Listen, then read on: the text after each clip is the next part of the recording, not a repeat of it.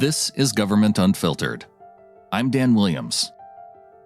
This podcast is a reading of the December 22nd, 2022 final report from the Select Committee to investigate the January 6th attack on the United States Capitol. Chapter 3: Fake Electors and the President of the Senate Strategy. 3.4. Some of the proposed fake electors express concerns about the plan. The Trump team's fake elector plan raised concerns, not just for several senior officials, but also for some of the Republican activists being recruited to be the fake electors. Finley told the Select Committee that there were definitely electors in probably most of the states that had concerns about this process. After being tasked with reaching out to the potential fake electors, Finley notified his colleagues on December 10th that a lot of questions are arising from them. He also noted that an RNC staffer, seconded to the Trump Victory Committee, requested a call with the Pennsylvania electors and/or leadership to address concerns which may be necessary to get people to appear. The Republican Party of Pennsylvania's General Counsel relayed several specific concerns to the Trump campaign via email on December 13th, warning that, "We're all getting call from concerned electors." He elaborated as follows. "I'm told that on the call with the electors, they were told that the ballot form would be conditioned upon ultimate certification by the governor, indemnification by the campaign if someone gets sued or worse, charged with something by the AG or someone else, and the receipt by the electors of a legal opinion by a national firm and certified to be accurate by a Pennsylvania lawyer." What was sent was a memo by Cheesebro, not addressed to the electors, and no certification by a Pennsylvania lawyer. To make it worse, Cheesebro describes the Pennsylvania plan as dicey, and there's no indication by anyone with authority that there's any indemnification authorized by the campaign. Pennsylvania GOP Chairman Lawrence Tabus informed the Select Committee that his state's fake electors never were indemnified by the Trump campaign. When Wisconsin Republican Party Chairman Andrew Hitt was notified in late November that the campaign wants a list of electors, he texted his executive director that "I am definitely concerned about their inquiry, and that I hope they are not planning on asking us to do anything like try and say we are only the proper electors."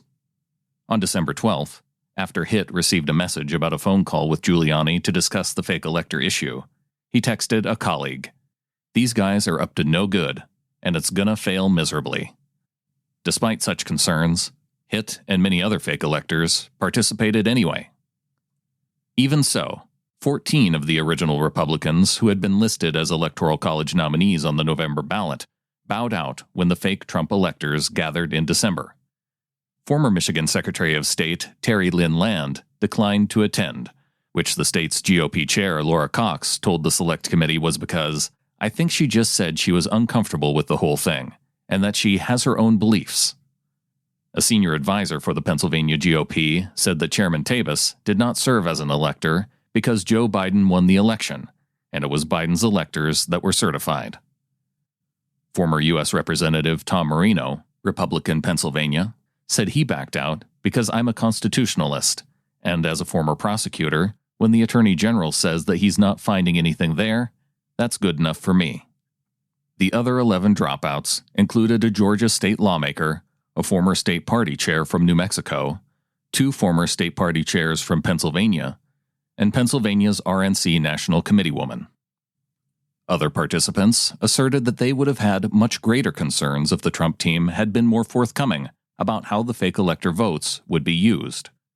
The Trump campaign's director of Election Day operations in Georgia told the Select Committee that "I absolutely would not have wanted to participate in organizing the Trump team's fake electors in Georgia had I known that the 3 main lawyers for the campaign that I'd spoken to in the past and were leading up were not on board."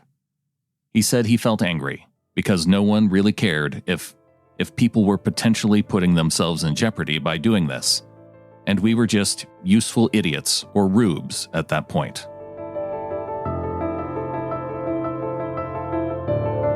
Episodes of Government Unfiltered are produced without any additional commentary and created based on the value for value model.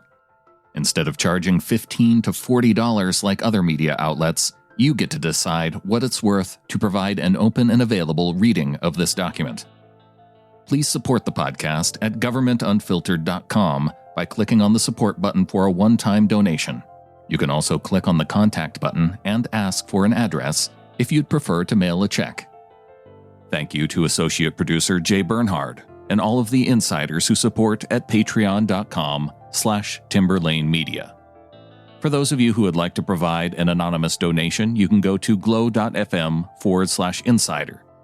Follow the show on Twitter @govunfiltered or on Facebook, facebook.com/governmentunfiltered. Thank you for listening.